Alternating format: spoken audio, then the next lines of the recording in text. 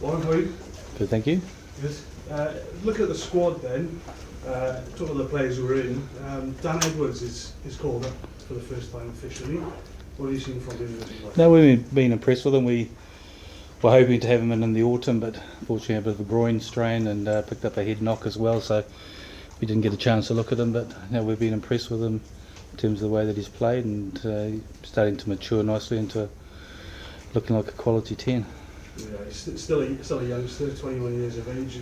Any qualms about putting him into a Six Nations environment? Well, I think it's, for us it's a one position where we've spoken about trying to develop some strength and depth in there, and I think someone like him gets an opportunity to stake a bit of a claim. And like I said, we have been impressed with the way that he's played and his calmness and the way that he's controlled games. His kicking game's really developed in recent times as well. So, and he's got a good running game too. So, we've been impressed with him. The other uncapped players, obviously, what have you seen from him? Yeah, he's pretty exciting in terms of he's got a presence about him. He's quick and good aerially. Even though he's been playing on the wing, he had a lot of games at fullback as well. I think last year he played 21 out of 22 games at fullback as well. So potentially he's an option for us there going forward. Probably the back three has been like a concern for us in terms of strength and depth, and we had some. We've got some more options there now, and it's good to see someone like Josh Adams back in contention too. Yeah, you mentioned Josh, obviously Liam Williams coming back, and up front, Big Fallas out as well. It's a hell of a lot of experience coming back into a squad that needs it. Yeah, absolutely. That's kind of been the positive for us. Someone like David Jenkins coming back too, and bringing back his energy and enthusiasm into the squad too, which will be a positive. And it's probably the first time for a while we had some real sort of dilemmas around some of the selections and some good healthy debate around the team.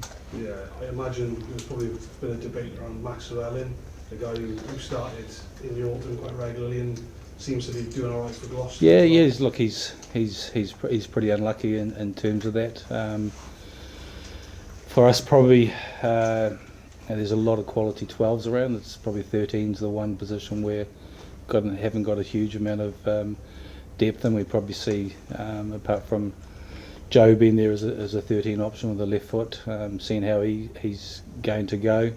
And he's probably he's definitely unlucky in terms of missing out on the squad. We were limited a little bit. I mean, the maximum we were looking at was picking a squad of 33. We ended up picking 34 because. We get a chance to go to France with a really short preparation time in terms of that Friday night, and then we're down to Nice for a week on a camp, which we've done before, which has been hugely positive for us. And before we go to Rome for that second game. Is there anything more Max could have done in recent weeks to convince you? No, look, he's been spoken to in terms of that, and. There's probably for him as an opportunity to, looking for more touches and getting his hands on the ball. He didn't have any touches against the game against South Africa. I know he didn't have a lot of ball in that game, and he's just got to continue doing what he's doing. There's a long discussion around the midfield selection and the makeup of that, and trying to get some experience in certain positions. Around some of the youngsters that are coming in, and just for us trying to get a real balance in the team with, like I said, with some experience and giving those youngsters an opportunity with certain players around them. Yeah, just last one on the squad, obviously Gareth Hanscom is not involved. Do you mind explaining his position? Look, that was again a big point. We've spoken about 10 as being the position for us in terms of developing some strength and depth over the next couple of years, and looking to short-term and long-term in terms of building some players that get some experience in that 10 position. We know that Gareth's got a lot of experience there. And probably one of the things that we talked about, he's 33 now. By the next World Cup he'll be 36. Is he going to be around in 3 years' time for the World Cup? And we need to really develop some options for us in that 10 position. looking at the bigger picture then, obviously the campaign as a whole, you know, the autumn, I think there was a question during the campaign where we discussed the fact that it's not a tournament. Yep. This is a tournament, and it's all about winning, isn't it? Yeah, absolutely. We know it's about performance. We know it's about results. Like I said, those first two games are really important for us. And that game in Paris, we know it's going to be tough, and then obviously the Italy game, and it's also a tournament about momentum too. You give a couple of good performance results, and you never know what can happen in this tournament. And yeah, we're excited about the squad. We're excited about the balance and the mixture, and obviously with some experienced players coming back into to bolster the squad, I think it's going to be a real positive for us. Just last one from me then. Obviously we had the review after the autumn campaign. Suggestion in the sort of press release from Abby Tierney afterwards was that the Six Nations is going to be very important in terms of what is put out on the field.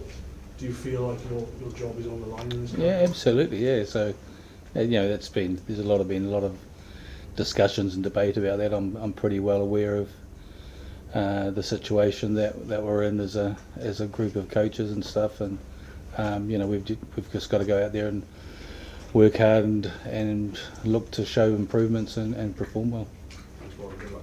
Cheers, thank you. Warren, some of the young crop you identified last year were Cam Winnett. He had a good run. He's not made the cut this time.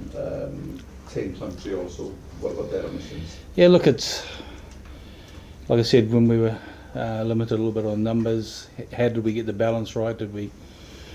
Tame's unlucky because we decided to go with 5 second rows and 5 back rowers. We talked about, was it going to be 6 back rowers and 4 second rows?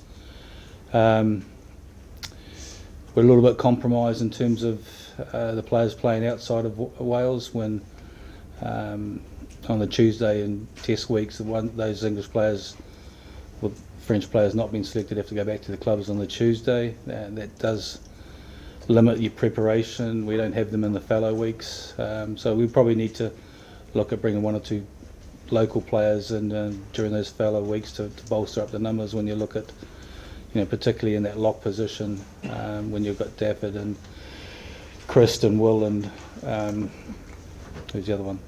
Freddie, not available for those down weeks. So yeah, that's going to be challenging for us. Yeah, so it was just about us trying to get that balance right between what was the numbers of back row and second row. Focus seems to be an area of concern, given you've been hampered with so many injuries. Dewi, Ryan is obviously struggling, not there. You capped Evan Lloyd last year, but he might have to step up, given that Elliot Dees had limited.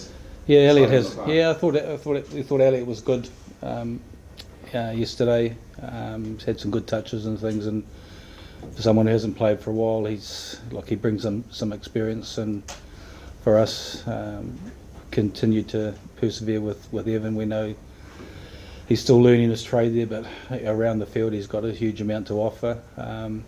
Yes, and we've lost some experience with Ryan and Dowie, but there's some really good youngsters in that hooking position, some depth, and I think over the next couple of years some of those youngsters will come through and put some real pressure on some of those older players. So even though we're lacking a little bit of experience, you know, there's definitely some quality in that hooker position. Was captaincy an easier decision? Because Dav has been injured. You went with Dav last year, Dav Jenkins, but Jack's been given the nod. Yeah, I think that you know, Jack was one of the captains in the World Cup and has been captaining the Ospreys as well, and I thought Dav did a really good job. I think in 3 players that we've used in that captaincy role, in terms of Dowie and Jack and David, you know, all 3 young men with a huge amount of potential and great leadership potential too, in terms of the squad too. So you know, any one of those 3 could do a great job for us. Just a simple and picking up on Matt's question, France on a Friday night, we've been here before 2019 when the rain came down. It's a different situation, but is it one you can really look forward to, or is there trepidation going? There's always trepidation. look back to the Six Nations last year when we were ahead at 62 minutes and they brought all their bench on, which had a massive impact probably in the last 15 minutes, and we weren't able to deal with the impact of their bench. And probably playing France first up is not a bad thing for us to do.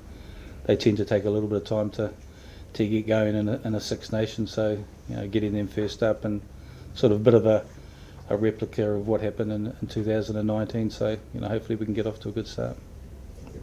Okay, we'll just do one final live question with Stefan.